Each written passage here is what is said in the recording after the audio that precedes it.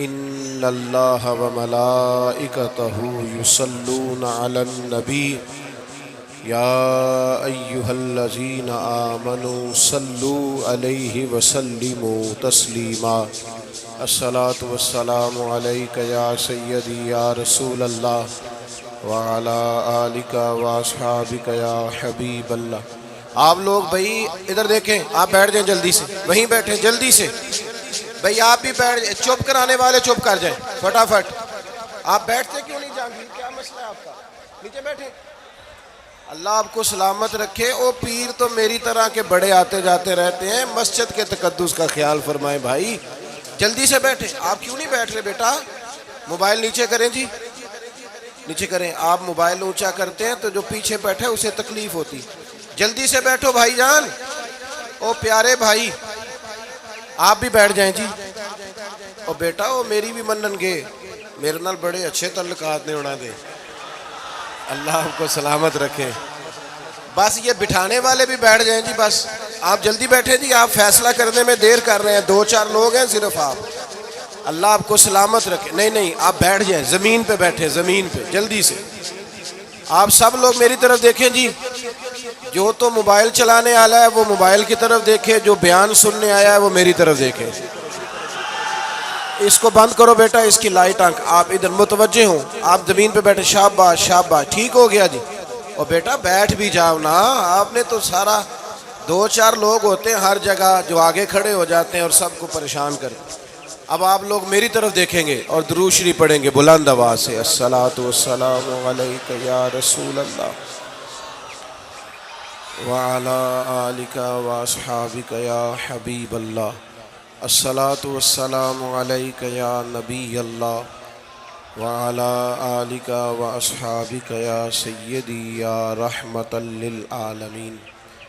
تمام تعریفیں، حمد اور ثنا اللہ تعالیٰ جل مجدہ الکریم کے لیے، اور درود و سلام نبی اکرم سید عالم صلی اللہ تعالیٰ علیہ وسلم کی بارگاہ عالی مرتبت کے لیے۔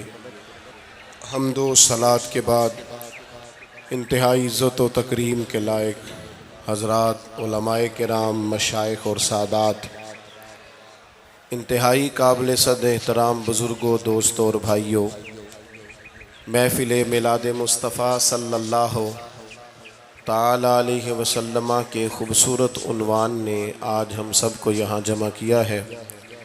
اللہ ہماری حاضری کو قبولیت کا درجہ عطا فرمائے، اور مالک کریم دین کے ہر کام میں ہمیں اخلاص کی توفیق عطا فرمائے۔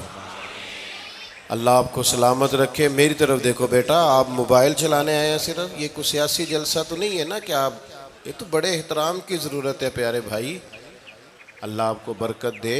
موبائلوں پہ تو ملاقاتیں بڑی پرانی ہیں آپ حضرات سے، تو آپ مہربانی کریں یہ اس کو ذہن پہ سوار نہ کریں، موبائل کوئی اتنی ایمرجنسی چیز نہیں ہے کہ کسی وقت جان ہی نہ چھوڑے۔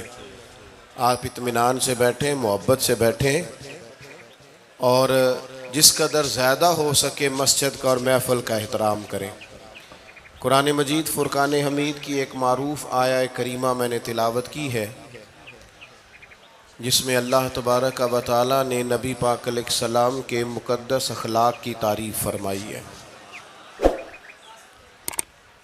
اللہ تعالیٰ نے اس آیہ مقدسہ کے اندر ارشاد فرمایا کہ وَإِنَّكَ لَعَلَىٰ خُلُقٍ عَظِيمٍ، اے محبوب علیہ السلام بے شک ہم نے آپ کو عظیم اخلاق عطا فرمائے۔ آپ عظیم اخلاق پر ہیں، آپ خلق عظیم کے مالک ہیں۔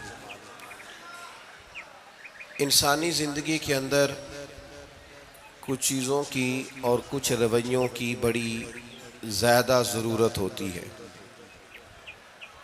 یہ جو انسان کے اخلاقی رویے ہوتے ہیں نا،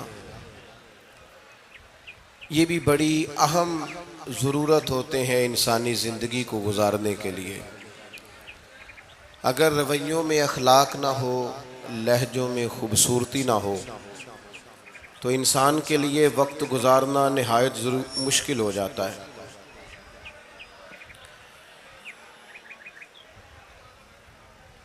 اللہ تعالیٰ آپ کو جزائے خیر دے۔ میں نا دوستوں سے کہتا رہتا ہوں کہ کسی کھلی جگہ پہ احباب کے لیے بندوبست کیا جائے تاکہ لوگ تکلیف کا شکار نہ ہوں۔ پیار سے آ جاتے ہیں کئی ساری جگہوں پہ، بلکہ شاید ساری جگہوں پہ اب یہی مسئلہ بنتا ہے جگہ کا، لیکن اس وقت احباب بعض اوقات توجہ نہیں کرتے، پھر مشکل بڑھ جاتی ہے۔ اب تو جیسے ہے ویسے ہی رہے گا۔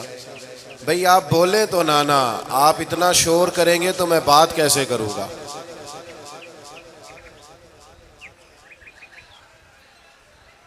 اللہ آپ کو سلامت رکھے۔ دعائے خیر کر دیں جی، دعا کر دیں۔ آپ چپ نہیں کر رہے تو میرا خیال ہے یہیں ختم کر دیں اجتماع کو، چونکہ میں تو آپ سب سے گناہگار ہوں جتنے آپ بیٹھے ہیں، پر مسجد کا ادب بہت زیادہ ہے۔ یہ اللہ کا گھر ہے۔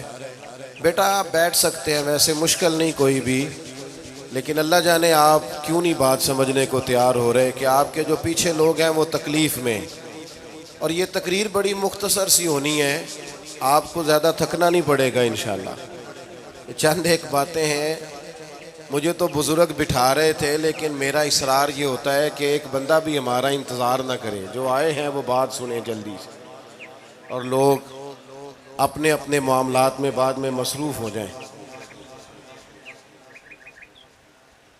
چلیں جی ماشاءاللہ، اللہ تعالیٰ نے خیر کیا ہے، کچھ بہتری۔ اب ایک دفعہ بلند آواز سے درود شریف پڑھیں۔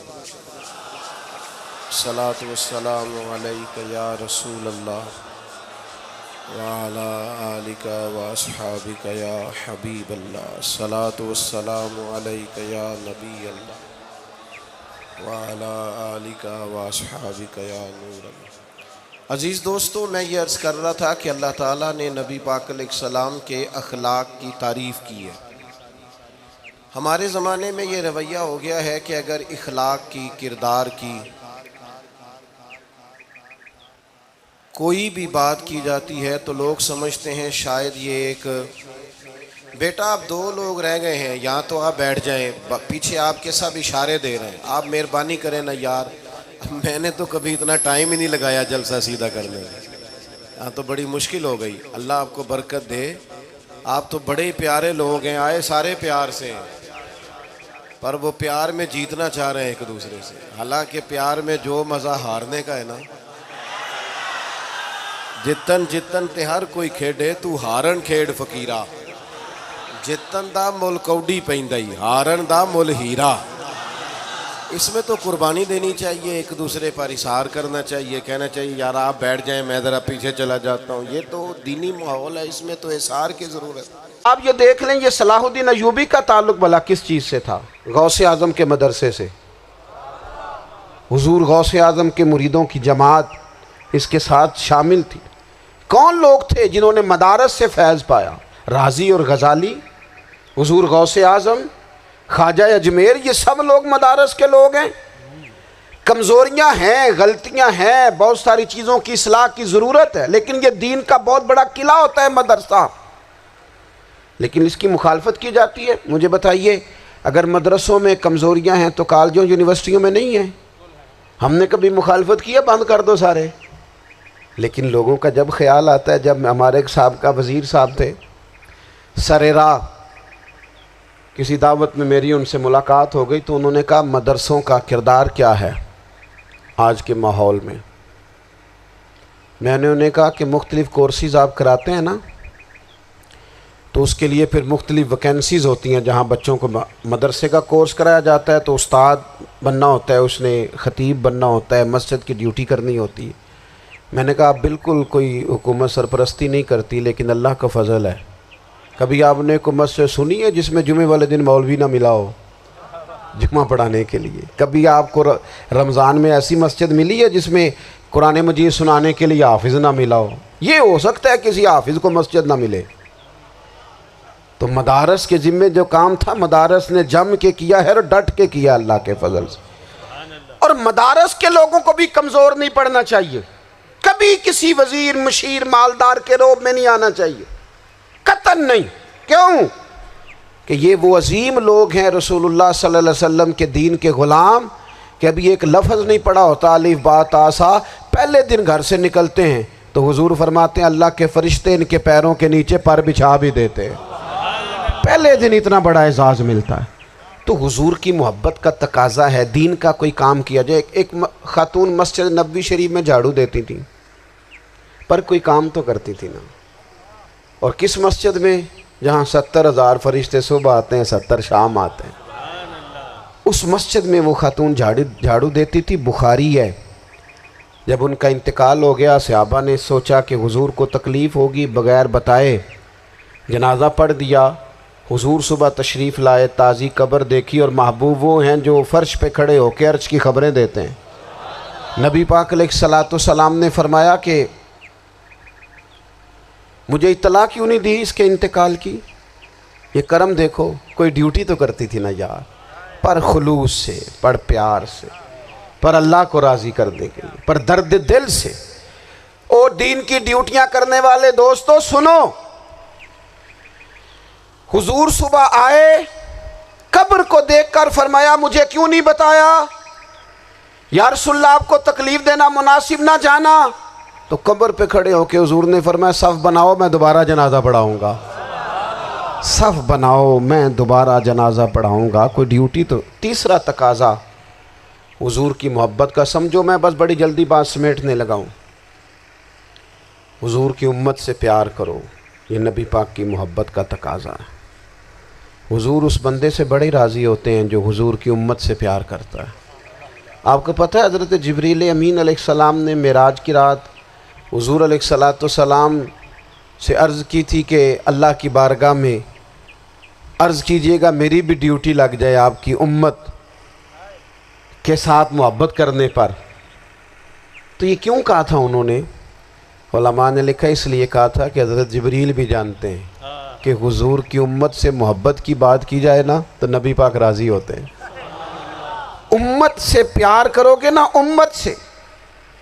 ایک صرف بات کا خیال رکھنا، عقیدہ برا ہو تو بات دوسری ہے، ورنہ میرے محبوب کی امت کا ایک ایک شخص جو مدینے والے کا کلمہ پڑھتا ہے، جو حضور کا غلام ہے، اس کے بارے میں اپنے دل میں گنجائش رکھنا، پیار رکھنا، وارفتگی رکھنا۔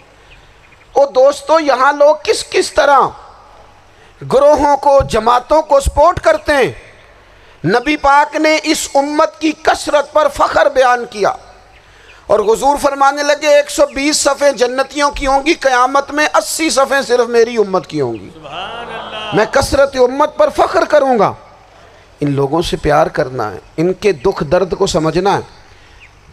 پتہ ہے آج کیا ہوتا ہے؟ آج ہمیں نا مختلف چھوٹے چھوٹے ملکوں میں بانٹ دیا گیا، تو ہم کسی دوسرے مسلمان بھائی کا درد نہیں محسوس کرتے، ہم گھروں میں نہیں محسوس کرتے۔ پڑوسی پر ظلم ہو رہا ہو تو ہم کہنے پتر ساڈا نہیں مسئلہ، یہ مسئلہ ہے، تینوں کی لگے۔ حالانکہ پڑوسی کی آگ اس لیے بھی کسی وقت بجھا دینی چاہیے کہ پڑوسی کی نہ بجھائی جائے تو اپنا گھر بھی زاد میں آ جاتا۔ آج امت مسلمہ سے ہمیں بس لگا دیا گیا اپنے حصے کی روٹی کماؤ، اپنے حصے کی کوٹھی بناؤ، اپنے حصے کی گاڑی خریدو، اپنے حصے کا کام کرو۔ امت کا درد، امت کی بات، وحدت امت کا تصور، امت کا دوبارہ سے وہ شان ارسل رسولہ بالہدی ودین الحق لیظہرہ علی الدین کلہ، وہ تصور کب ہوگا؟ اس وقت ہوگا جب ہم بات امت کی کریں گے۔ نبی پاک علیہ السلام نے فرمایا مسلمان کی مثال ایک جسم کی طرح ہے، جسم کے ایک حصے کو تکلیف ہو تو سارا آزمائش میں آ جاتا ہے۔ مجھے بتاؤ یہ انگلی درد کرتی ہو، یہ انگلی جسم کا حصہ ہے نا، تو میرا خیال ہے دماغ یہ کہہ دے گا کہ انگلی کی درد ہے نا مینوں کی لگے، دل کہہ دے گا کوئی نہیں ٹینشن لینے، انگلی کا مسئلہ ہے نا۔ ایسا نہیں ہوتا، بلکہ جب انگلی میں درد ہوتی ہے تو دماغ منصوبہ بندی کرتا ہے کہ اس کا علاج کیسے ہو سکتا ہے، دل پریشان ہوتا ہے، پیر چل کے جاتے ہیں، ہاتھ وہ دوائی وصول کرتے ہیں، دانت اسے چبا کر، حلق اسے نگل کر، معدہ اسے ذخیرہ کر کے جسم میں پھیلاتا ہے، پھر جا کے انگلی شفا پذیر ہوتی ہے۔ ایک حصے کو درد ہو تو سارا حصہ کام پہ لگ جاتا ہے۔ اسرائیل اگر تکلیف دے رہا ہے فلسطینیوں کو تو ہونا چاہیے تھا نا بعض مسلمان حکمرانوں کو نیند نہ آتی، وہ درد دل محسوس کرتے. ہونا چاہیے تھا نا کہ بعض لوگ یہاں ہم کیا کرتے ہیں بھلا بیٹھ کے. اب تو مجھے بعض چیزوں سے کوفت بھی ہونے لگا. ہم دیتے ہیں بیان، مذمت. آپ کے بیان دینے سے کیا ہوگا؟ فلانے نے بھی بیان دے دیا، فلانے نے بھی کلپ دے دیا. یہ کیا کر رہے ہیں؟ یہ تو آپ زندہ رہنا چاہتے ہیں. وہ جس طرح آج کل ہمارے ہاں بہت ساری چونکہ جماعتیں ہیں تو کشمیر ڈے آتا ہے نا تو مل کے ریلی نہیں نکالی جا سکتی، سوال نہیں پیدا ہوتا، کیونکہ ہمیں جماعتوں کو زندہ رکھنا ہے. اس جماعت کی خبر الگ لگنی چاہیے، اس جماعت کی خبر الگ. تو ایسے کوئی انقلاب آئے گا؟ یاد رکھنا امت کو پوری کو ایک طاقتور آواز بننا پڑے گا. ہمیں تھوڑا تھوڑا اوپر اٹھ کے سوچنا پڑے گا. خدا را اللہ تعالیٰ مجھے معاف کرے اگر کوئی بات میں سطحی کر رہا ہوں. دل کی گہرائی سے عرض کرتا ہوں اب تو بڑا سخت وقت آ گیا. اب چونکہ اب تو کیمرے کی آنکھ آئی ہے تو وہ زخمی بچے دیکھے نہیں جاتے، وہ تڑپتی مائیں دیکھی نہیں جاتی، وہ سسکتی اور آواز دیتی بیٹیاں سنی نہیں جاتی. وہ آوازیں ایسی ہیں جیسے وہ رات کے سناٹوں میں چیخیں بن کے لوگوں کو جگایا کریں گی. خدا را کچھ جرم ایسے ہوتے ہیں جن کی سزائیں بڑی سخت ہوتی ہیں، جن کی معافی بڑی مشکل سے ہوتی. اپنے اندر جذبہ ایمانی پیدا کریں. اور میرے دوستو بستر پر بھی تو لوگ ماری جایا کرتے ہیں نا. اپنی زندگی رسول اللہ صلی اللہ علیہ وسلم کے دین کے نام کرو. جذبہ جہاد، شوق شہادت اور عشق رسول، یہ عناصر ہیں جو امت مسلمہ کو پیروں پر کھڑا کریں گے. 2 منٹ کے لیے سوچو، امت اگر اسی طرح کٹتی رہی، پریشان رہی، دکھتی رہی اور باری باری کر کے. اقبال نے کیا کہا تھا؟ اس نے کہا تھا وطنوں میں، انہوں نے کہا تھا کہ ان تازہ خداؤں میں بڑا سب سے وطن ہے، جو پیرہن اس کا ہے وہ مذہب کا کفن ہے. تو اقبال ہم کیا کریں؟ کہنے لگے بازو تیرا توحید کی قوت سے قوی ہے، اسلام تیرا دیس ہے، کیونکہ تو مصطفی ہے. تو بحیثیت مسلمان سوچنا شروع کر، بحیثیت مسلمان. اور یوں تو سید بھی ہو، مرزا بھی ہو، افغان بھی ہو، تم سبھی کچھ ہو، بتاؤ کہ مسلمان بھی ہو.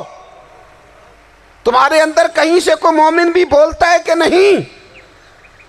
علاقائی تعصبات اور ملکی سرحدوں میں قید ہو جانے والوں، تم ایک نبی کی امت ہو. کیوں نہیں سمجھتے جب کشمیر کی بیٹی روتی ہے تو مدینے والے محبوب پاک علیہ السلام کی امت کی بیٹی روتی ہے، جب فلسطین کی بیٹی روتی ہے تو امت کی بیٹیاں روتی. خدا را کچھ درد دل اپنی طبیعت میں پیدا کریں. میں حکمرانوں کی بات نہیں کرتا، میں تو عام لوگوں سے ایسے تبصرے سنتا ہوں جو نہیں کرنے چاہیے.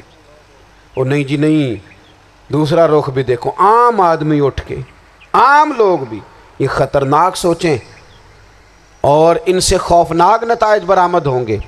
تو 3 باتیں میں نے آپ کی خدمت میں عرض کی ہیں. ایک تو کوشش کریں اپنی زندگی کے اندر کہ زندگی کو سادہ کریں. پیسہ ضرور کمائیں لیکن پیسے سے پیار نہ کرو، پیار تو مدینے والے رسول سے کرنا. دولتیں، ہرس، ہوس، طمع، ان سے باہر آؤ. اور دوسری گزارش آپ کی خدمت میں یہ عرض کی ہے کچھ نہ کچھ دین کا کام، اور اس میں بھی شہرتوں سے بچتے ہوئے، تصویروں سے بچتے ہوئے. میں ہر محفل میں شاید کہتا ہوں میری فوٹو آ رہی ہے اور لائیو آ رہا ہے اور فلاں ہو رہا ہے، لیکن اس محفل کا خوبصورت انسان وہ ہے جو سب سے پیچھے بیٹھا ہے. وہ کسی فوٹو کے لیے نہیں آیا. اور میں ڈھیر سارے لوگ دیکھ رہا ہوں، یہ جو آگے بیٹھ جاتے ہیں بعض اوقات 5 7 10 لوگ، یہ بڑی تصویر سازی کرتے ہیں، لیکن جو پیچھے بیٹھے ہوتے ہیں ان کی کوئی فوٹو نہیں آتی. اور میں نے بہت سارے لوگوں کو دیکھا ہے کبھی موبائل کو ہاتھ بھی نہیں لگاتے، لیکن جن کے لیے آئے ہیں انہیں تو پتہ ہے نا کون کون آیا ہے. اور کچھ دین کے لیے کریں. اور تیسری گزارش آپ کی خدمت میں یہ ہے کہ امت بن کر بھی ضرور سوچیں اور امت کے دکھوں کا مداوع بھی کریں اور امت مسلمہ کا درد بھی اپنے سینے میں ضرور محسوس کریں.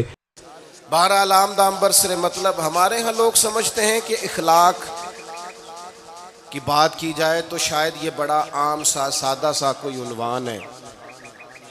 حالانکہ یاد رکھیے گا نبی پاک علیہ السلام نے فرمایا ہے میں مکارم اخلاق کی تکمیل کرنے کے لیے دنیا میں آیا. فرمایا میں اخلاق ہی کو تو مکمل کرنے آیا. اور نبی پاک علیہ السلام نے اخلاقی رویوں پر بہت زیادہ زور دیا ہے. حضور علیہ السلام فرماتے ہیں کہ قیامت کے دن میرے سب سے زیادہ قریب وہ شخص ہوگا جس کا اخلاق زیادہ اچھا ہوگا. ہمارے ہاں لوگوں نے اخلاق کا معنی بھی اپنی مرضی کا کیا ہوا ہے. بعض لوگوں کا خیال ہے کہ صرف میٹھا بولنا ہی اخلاق ہے. حالانکہ میٹھا بولنا بھی اخلاق ہے، لیکن صرف میٹھا ہی بولنا اخلاق نہیں. میٹھا تو لوگ اپنے مطلب کے لیے بھی بولتے ہیں. میٹھا تو اس لیے بھی بولتے ہیں کہ مجھے اب کام پڑ گیا، اور بعض لوگوں کی ٹریننگ ہوتی ہے اس لیے وہ میٹھا بولتے ہیں. آپ کسی بہت بڑے شاپنگ مال پہ چلے جائیں تو وہاں جو سیلز مین ہوتے ہیں ان کی ٹریننگ ہوتی ہے کہ انہوں نے بولنا ہی میٹھا ہے. گاہک جتنی مرضی تلخی کرے وہ تلخ نہیں ہوتے، میٹھا بولتے ہیں. بعض لوگوں کی ٹریننگ ہوتی ہے امیر سے میٹھا بولتے ہیں، غریب سے میٹھا. تو یہ اخلاق نہیں، یہ تو انہوں نے کچھ دیر کے اپنے آپ کو سمجھایا ہے، قائل کیا. یاد رکھیے گا صرف میٹھا بولنا اخلاق نہیں بلکہ سچ بولنا اخلاق ہے. صبر، تحمل، بردباری، وفاداری اور بلند ترین اخلاق کا مالک وہ بندہ ہوتا ہے جو خوددار ہوتا ہے، کسی دنیا دار کے سامنے ہاتھ نہیں پھیلاتا. اللہ تعالیٰ نے جو اسے دیا ہوتا ہے اس پر راضی رہتا ہے. اس کے مزاج میں، اس کی کو ذرا کم کر دیں جی، اس کے مزاج میں لالچ نہیں ہوتا. ہرس، ہوس، طمع، مفاد پرستی، یہ چیزیں جس آدمی کے مزاج میں نہیں ہوتی وہ شخص با اخلاق ہوتا ہے.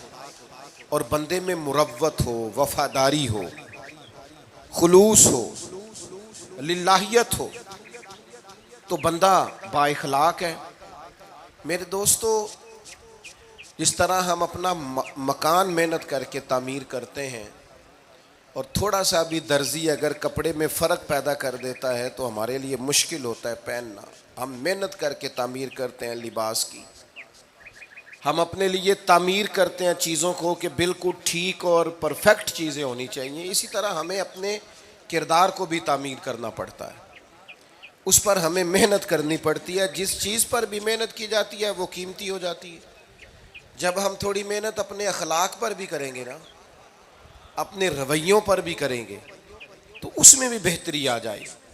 اصل مسئلہ یہ ہوا ہے امت کے ساتھ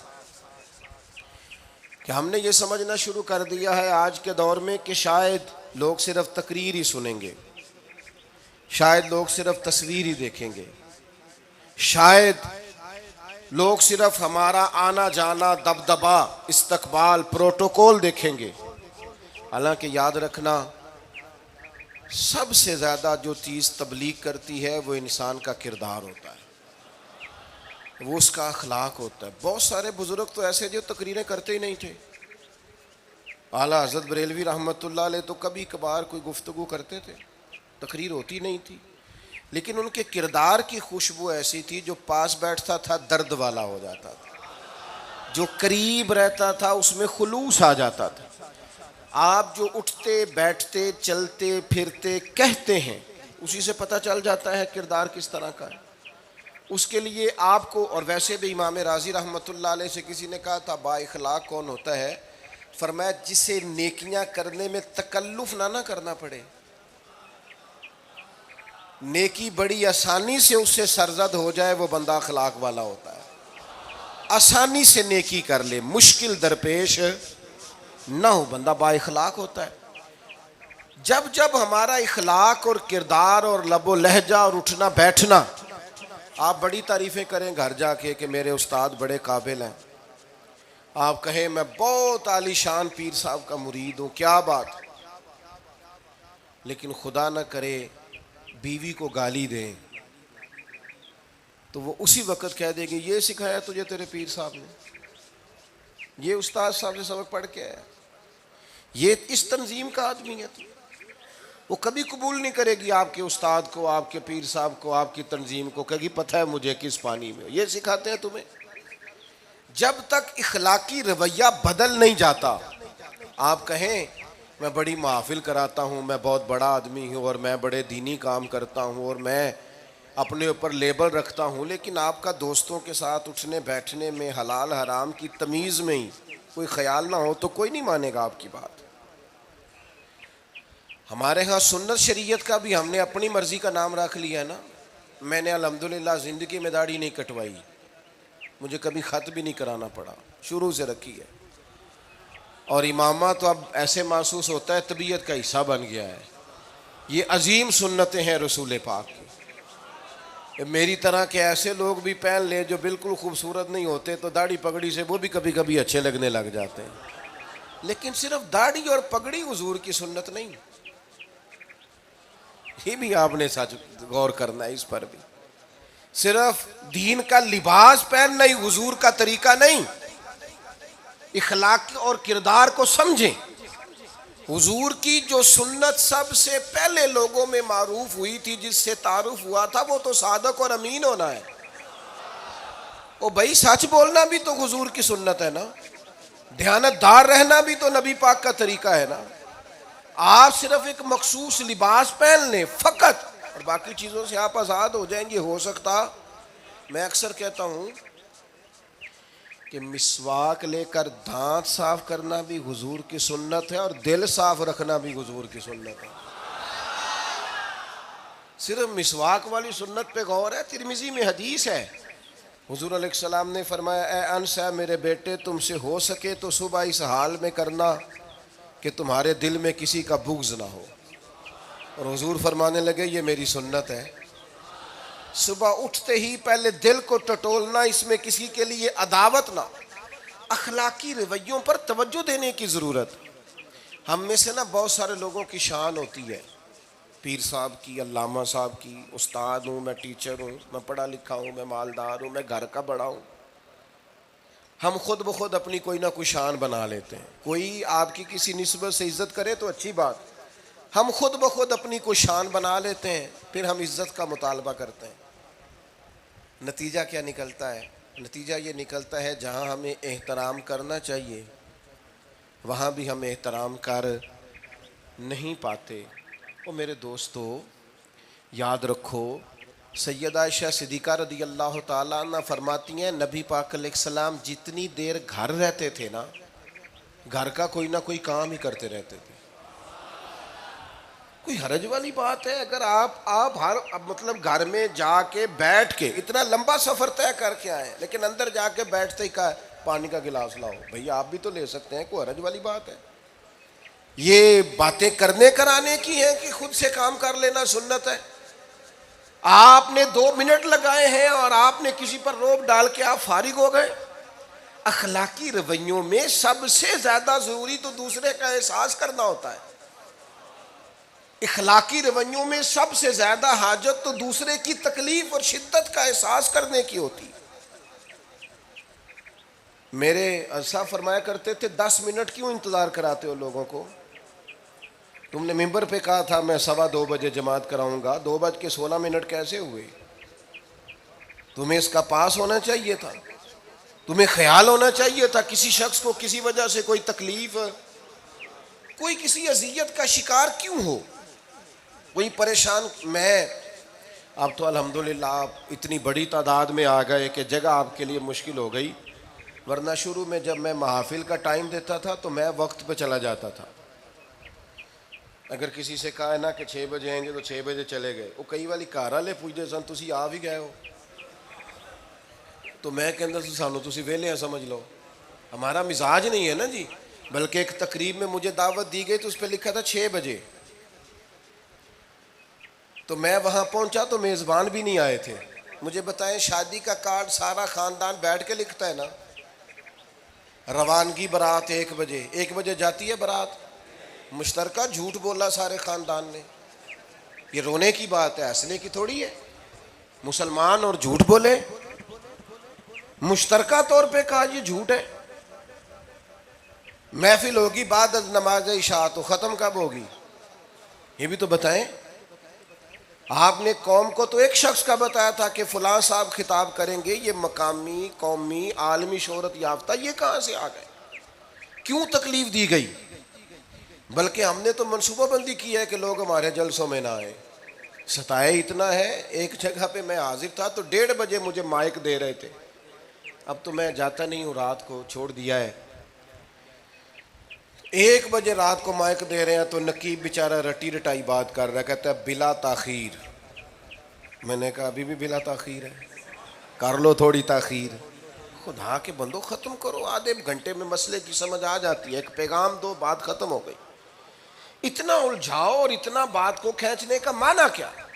اپنے رویوں کے اندر۔ میں چلا گیا 6 بجے تو میزبان صاحب بھی نہیں آئے تھے، تو وہ تقریب کب شروع ہوئی؟ 9 بجے۔ تو میں نے ان سے کہا غور سے دیکھ لو کہیں میں تو نہیں الٹا پڑتا رہا، 9 اور میں 6 سمجھتا رہا ہوں۔ یہ چھوڑے ان چیزوں کو، اپنی زندگی میں آپ نظم پیدا نہیں کریں گے تو کوئی کام کیسے کریں گے؟ حضرت حکیم الامت مفتی احمد یار خان صاحب نعیمی رحمۃ اللہ علیہ، مفتی صاحب رحمۃ اللہ علیہ جب جمعے والے دن الحمدللہ کہتے تھے نا تو پورا 1 بجا ہوتا تھا۔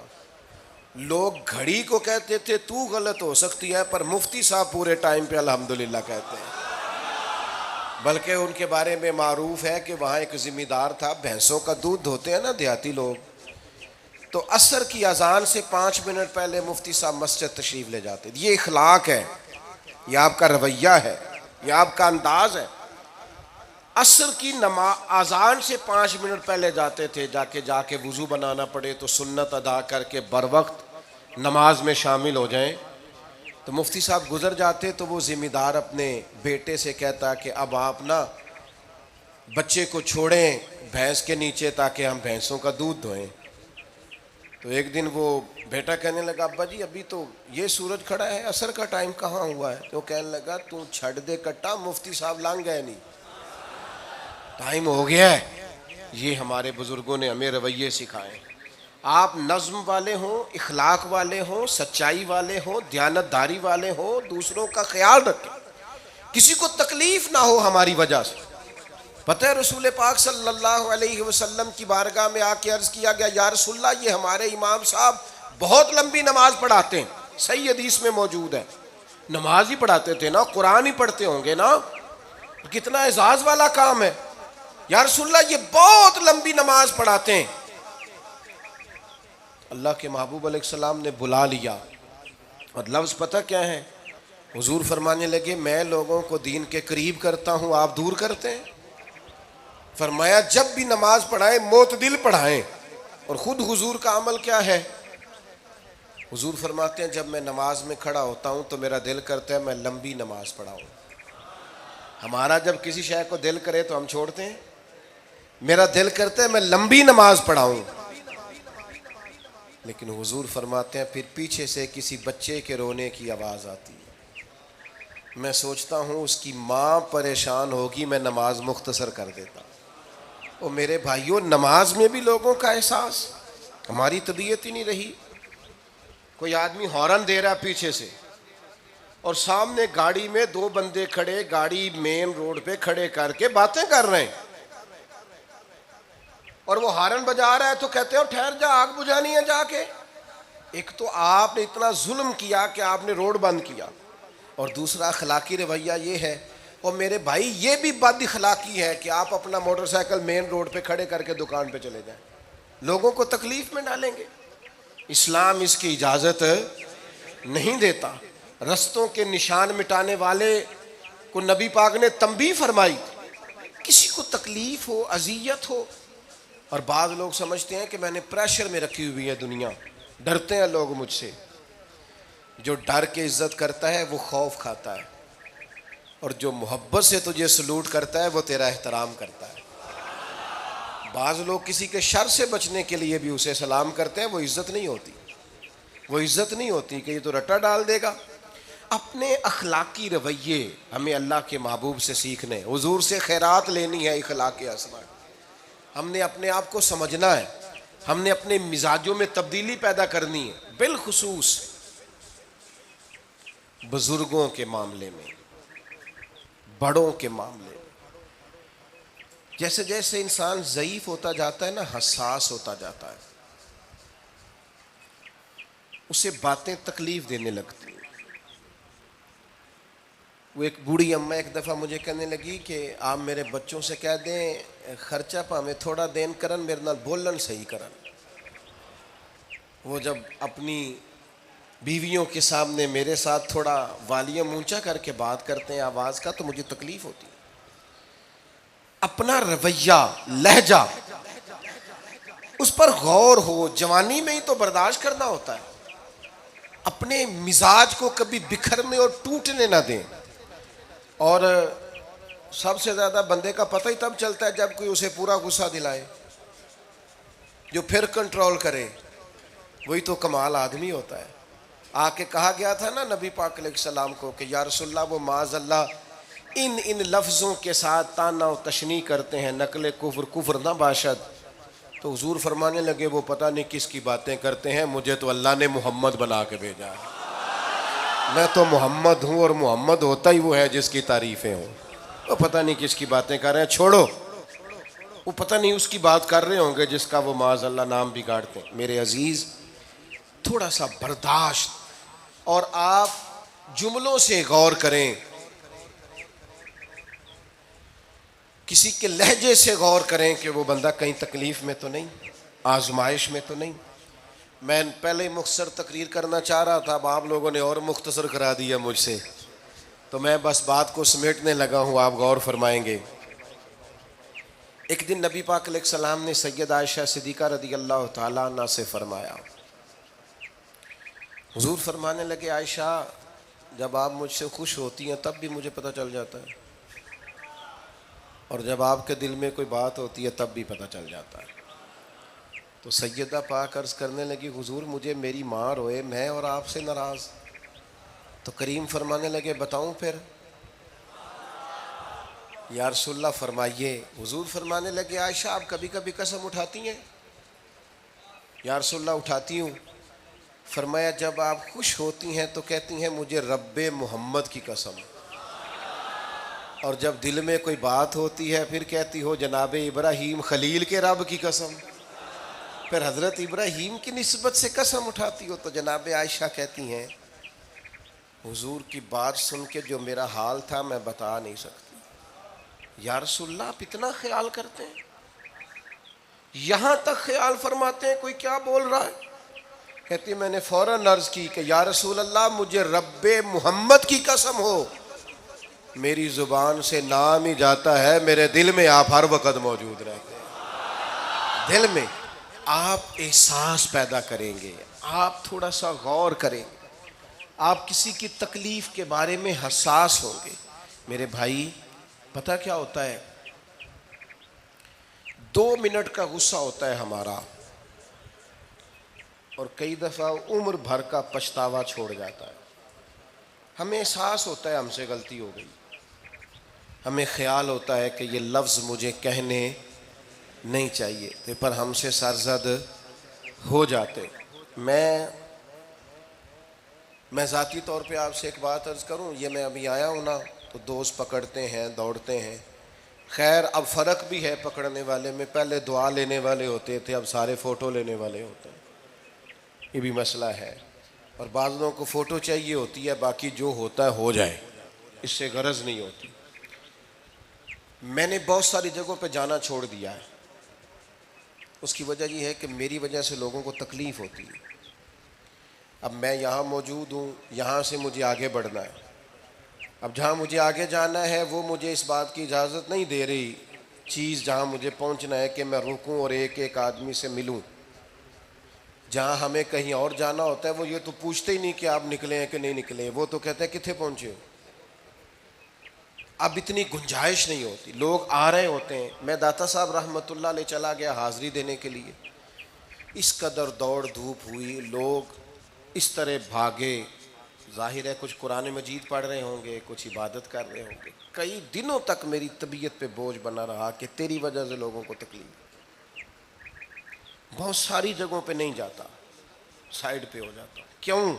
تکلیف ہوتی ہے لوگوں کو، پریشانی ہوتی ہے۔ ہمارا یہ تو مزاج ہے نہیں، الا ماشاء اللہ کہ ہم کسی معاملے میں حالات کی نزاکت کو بھی سمجھیں گے، لیکن وہ چیزیں بوجھ بن جاتی ہیں بعض اوقات، اور یہ بوجھ ہمیں لینا چاہیے۔ ایک ہے کہ ہم لذت کشید کریں کہ دیکھا لوگ کیسے بھاگ رہے ہیں، اوہ کیا بات، یہ نفس کے لیے تسکین ہے پر تھوڑی دیر کی۔ اخلاقی رویہ یہ نہیں ہے۔ اخلاقی رویہ یہ میں نے ان دو کام ہو جائے، لوگوں کو تکلیف ہوتی ہے، بعض بزرگ اپنا آپ سمیٹ بھی نہیں پاتے بیچارے اور اذیت میں آ جاتے ہیں۔ تو میرے عزیز کچھ تھوڑا سا ہمیں اس بات کا بڑے مجموع میں آنے جانے میں بھی خیال رکھنا چاہیے کہ یار آپ گزر جائیں ذرا پیار سے پہلے، میں ہمت ور رکھتا ہوں، میں تھوڑی دیر کے بعد آ جاؤں۔ لیکن وہ ہمارے ہاں بس میں چڑھنا ہو، کسی اجتماع سے نکلنا ہو، جانے ہمیں کیا ہو جاتا ہے۔ اور پروٹوکول والوں کو بھی چاہیے کہ تھوڑی دیر کے لیے پروٹوکول چھوڑ دیں، وہ بھی ذرا سادگی سے ہو جائیں، کچھ فرق پڑتا۔ جب تک ہم یہ احساس پیدا نہیں کرتے ہمارا اخلاق درست ہو سکتا، اپنے اندر بالخصوص اور تھوڑی دیر کا غصہ ہوگا آپ کا، پچھتاوا چھوڑ جائے گا۔ اس غصے کو چھوڑ ہی دیں تھوڑی دیر کے لیے، 2 منٹ کے لیے چھوڑ دیں، کوئی سخت بات ہی کرے گا نا، برداشت کریں۔ حضرت عمر بن عبدالعزیز گزر رہے تھے، رات کا وقت تھا، لکڑی کے جوتے پہنے ہوئے تھے، کھڑاؤں جن کو کہتے ہیں۔ ایک بزرگ فٹ پاتھ پہ سوئے ہوئے تھے، جناب عمر بن عبدالعزیز کا پیر آ گیا، بابا جی کے پیر۔ کیا کہتے ہیں اس طرح کا معاملہ ہو تو لوگ؟ اندھے ہو، یہی کہتے ہیں نا، ٹکر ہو جائے اچانک تو کہتے ہیں اندھے ہو۔ اس بندے نے بھی کہا فوراً اٹھتے ہی، اندھے ہیں آپ، میرا پیر دبا دیا ہے۔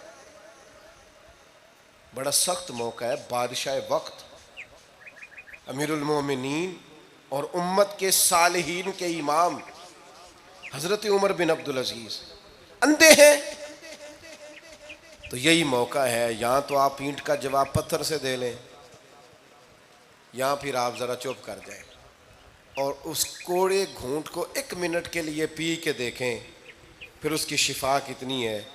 حضرت عمر بن عبدالعزیز ہنس پڑے، فرمانے لگے نہیں بزرگوں، اندھا نہیں ہوں، مجھے نظر آتا ہے۔ وہ جو 7 سپاہی تھے نا، یہ کیتلی چائے سے زیادہ گرم ہوتی ہے ہمیشہ، انہوں نے تلواریں نکال دی۔ آپ نے فرمایا تمہیں کیا ہوا؟ حضور اس بے ادب نے آپ کو اندھا کہا ہے۔ فرمانے لگے نہیں کہا۔ کہا جناب کہا ہے؟ فرمایا نہیں کہا۔ میں کہا ہے جناب نہیں کہا۔ تو آپ فرمانے لگے بابا جی آپ سے بات کر رہے تھے مجھ سے کر رہے تھے؟ کہا جی آپ سے ہی بات کر رہے تھے۔ تو فرمانے لگے انہوں نے مجھے اندھا نہیں کہا، انہوں نے تو ایک سوال پوچھا ہے۔ ہاں ہاں، جتن جتن ہر کوئی کھیڈے تو ہارن کھیڈ فقیرا، اوے جتن دا مل کوڈی پیندائی ہارن دا مل ہیرا۔ انہوں نے کہا بابا جی نے سوال پوچھا، انہوں نے پوچھا ہے اندھے تو نہیں؟ تو میں نے جواب دے دیا نہیں مجھے نظر آتا ہے، اس میں جھگڑے والی کون سی بات ہے؟ اتنا سا ہی تو مسئلہ ہے۔ اگر اس کا غصہ بنا لیا جاتا اور سخت رد عمل دیا جاتا تو عمر بھر پچھتاوا رہتا۔ والد صاحب کے سامنے تو میرے خیال ہے کر ہی لیں گے، ایسا کر لیں گے نا، اگر وہ غصہ کریں تو کہیں گے نا ابا جی جیسے آپ کہتے ہیں ہو جائے گا، مشکل تو نہیں۔ اماں جی کے سامنے تو کر لیں گے نا، اے جنہ دی مووی بن رہی صرف یہ نہیں ہاں نہ کر رہے، یہ گل پکی نہ ہو جائے، باقی بول رہے ہیں ماشاءاللہ۔ والد صاحب کا غصہ برداشت کر لیں گے انشاءاللہ، بزرگوں کا برداشت کر لیں گے۔ سید صاحب ہیں، عالم ہیں، کوئی بزرگ ہیں، اگر کبھی کسی وقت سمجھانے کے لیے کوئی تنبیہ کر دیں تو قبول کر لیں گے انشاءاللہ۔ نوجوانوں سے کہتا ہوں اگر جوانی اللہ نے عطا کیا تو پھر حوصلہ بھی ہونا چاہیے۔ اور آخری بات آپ سے یہ ہے، ہر نماز میں ہر موقع پر فلسطین کے لیے دعا کریں اور اپنے اندر ان کی حمایت کا جذبہ بھی پیدا کریں۔ امت ایک جسم کی طرح ہے، اگر آج امت ان کا احساس نہیں کرے گی تو پھر یہ امت واحدہ ہونے کا ثبوت نہیں دے گی۔ اللہ کی بارگاہ میں یہ دعا ہے، اللہ ان مجاہدین کی مدد فرمائے، اسلامی حکمرانوں کو غیرت ایمانی نصیب کرے، اور اللہ تعالیٰ انہیں اخلاص کے ساتھ دین کے لیے اکٹھے ہونے کی توفیق عطا فرمائے۔ محفل آگے چلے گی جی، جاری رہے گی نا ابھی؟ آپ لوگ تشریف رکھیں. مجھے بتا رہے ہیں کہ محفل آپ کی جاری ہے، ابھی پروگرام چلے گا نا، نعت شریف ہوگی، تو پھر آپ خود ہی تو کہہ رہے ہیں چلے گی. اللہم صلی علی سیدنا مولانا محمد معدن الجود والکرم وآلہ وبارک وسلم. اللہ ہماری حاضری قبول فرما. جن دوستوں نے یہ بندوبست کیا ہے انہیں بہترین صلہ عطا فرما.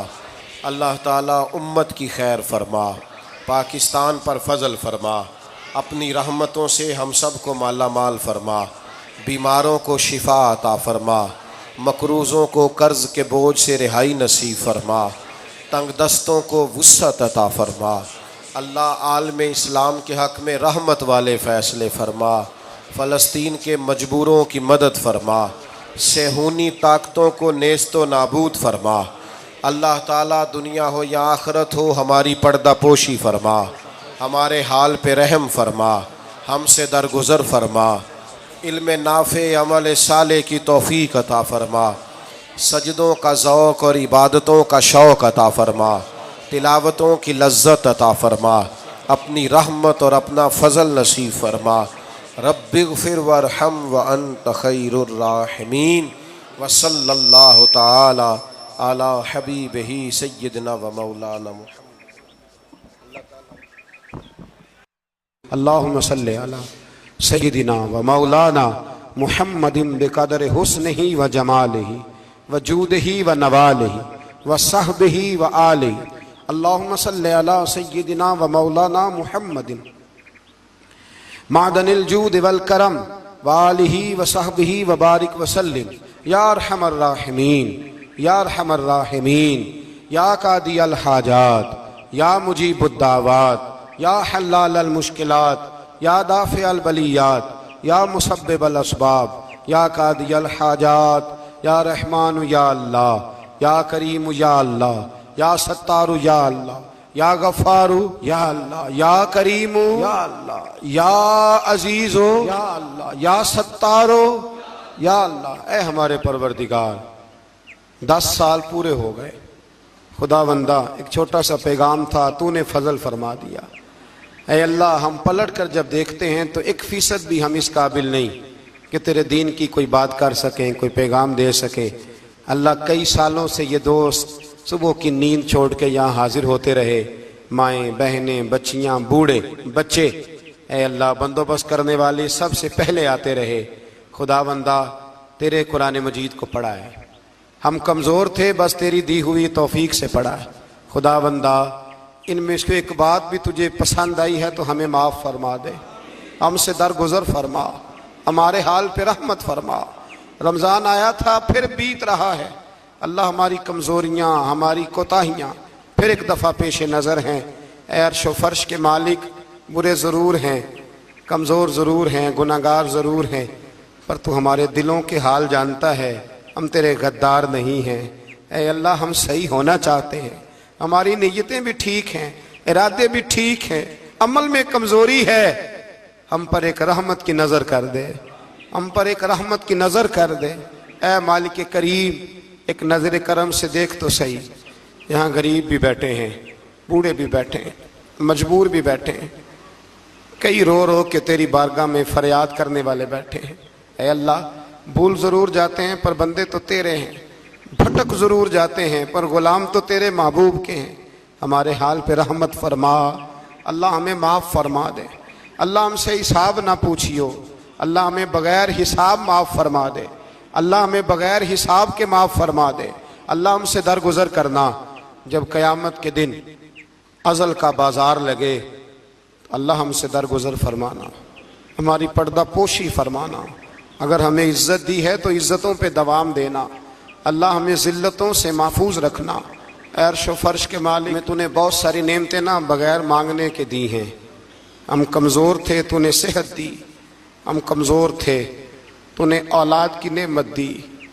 پھولوں کی طرح کے خوبصورت بچے دیے. اے اللہ، تو نے ہمیں وفادار قسم کے دوست دیے. اے اللہ، پیار کرنے والے ساتھی دیے، ٹوٹ کر چاہنے والے دیے. اے اللہ، تو نے بغیر مانگے ہمیں نیک صالح استاد دیے، بزرگ دیے، شیخ دیے. اے اللہ، بغیر کسی لالچ کے پالنے والا باپ دیا. شفقت کے بازو پھیلانے والی ماں دی، ہم تیرا شکر ادا نہیں کر سکے، اللہ ہمیں شکر کی توفیق عطا فرما دے، اللہ ہمیں شکر کی توفیق عطا فرما دے، اللہ ہمیں شکر کی توفیق عطا فرما دے۔ اللہ اگر ہم بھول جائیں تو ہم سے درگزر فرما، اے اللہ ہمارے حال پہ رحمت فرما۔ میں صبح دیکھتا رہا کس طرح بوڑھی مائیں گاڑیوں میں بیٹھ کے آتی ہیں، بہنیں گاڑیوں میں بیٹھ کے آتی ہیں۔ اللہ ان بیچاریوں کے کئی دکھ بھی ہیں، ان کی کئی تکلیفیں بھی ہیں، یہ کئی جگہ آزمائش کا شکار۔ ایک بزرگ فون کر کے کہہ رہے تھے بیٹی بڑی پریشان ہے، اللہ کریم سب پہ اپنا فضل فرما دے، ہم دنیا کے دھتکارے ہوئے تیرے دروازے پہ آ کے بیٹھ جاتے ہیں، ہماری مدد فرما، ہمیں لوگوں کا محتاج نہ فرما۔ اے اللہ یہ بوڑھے بیمار لوگ جو صبح چل کے تیرے اور تیرے محبوب کی رضا کے لیے آتے رہے، ان کے قدموں کو قبول فرمانا، ان کی کوششوں کو قبول فرمانا۔ اللہ معذور بزرگ بیچارے لاٹھیوں کے سہارے یہاں تک پہنچ کر تیرے دین کی بات سنتے رہے، ان کے حال پہ کرم فرما، ان پہ رحمت فرما، ہم سے درگزر فرما، ہمارے ساتھ معافی والا معاملہ فرما۔ اے اللہ مائیں بہنیں بچیاں بیچاری اللہ شوق سے ذوق سے آتی رہیں، خداوندہ ان کے دکھ دور فرما دے، ان کو آزمائشوں سے نکال دے۔ جو بیچاریاں اولاد کے لیے روتی ہیں اور کہتی ہیں ایک بیٹی ہی مل جائے سسرال میں رہنے کے قابل ہو جاؤں، اللہ ان پہ رحم فرما دے۔ جو جس حال میں پریشان ہے اس کی مدد فرما دے، تیرے محبوب کی امت بڑی پریشان ہے۔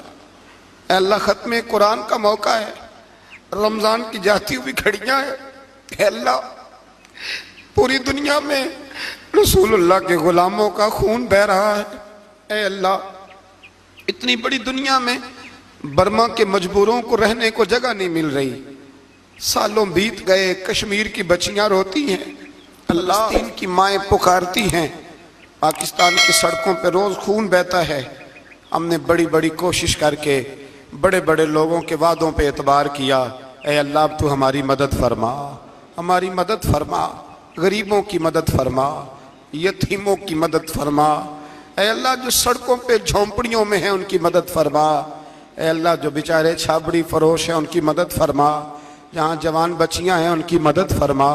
اے اللہ غریبوں کی مدد فرما، مجبوروں کی مدد فرما، اے اللہ تنگ دست لوگوں کی مدد فرما، بیماروں کو شفا دے دے، مقروضوں کو قرضوں سے رہا کر دے، تنگ دستوں کو وسعت دے دے۔ ہمارے وہ مشائخ، ہمارے وہ بزرگ جنہوں نے ہمیں یہاں تک پہنچایا، ان کی قبروں پہ رحمتوں کا نزول فرما، ان پہ کرم نوازیاں فرما۔ جن کے عزیز و رشتہ داروں میں سے کوئی دنیا سے چلا گیا ہے، اللہ جن کے ماں باپ رخصت ہو گئے ان کی قبریں نور سے بھر دے، رحمت سے بھر دے۔ ربنا اغفر لی ولوالدی وللمؤمنین یوم یقوم الحساب۔ اے اللہ زندگی میں جب موت کا وقت آئے نا تو ہمیں کلمے کی توفیق عطا فرمانا، ہمیں بے ایمانی کی موت سے محفوظ رکھنا، ایماندار مارنا ہمیں۔ اللہ ہماری آخرت کی منزلوں پہ اپنا فضل رکھنا، ہم سے سخت حساب نہ لینا۔ اے اللہ بس خار ہیں، بدکار ہیں، ڈوبے ہوئے ذلت میں کچھ بھی ہیں، مولا تیرے محبوب کی امت سے رب اغفر وارحم انت خیر الراحمین۔ وصلی اللہ تعالی علی حبیبہ سیدنا و مولانا محمد۔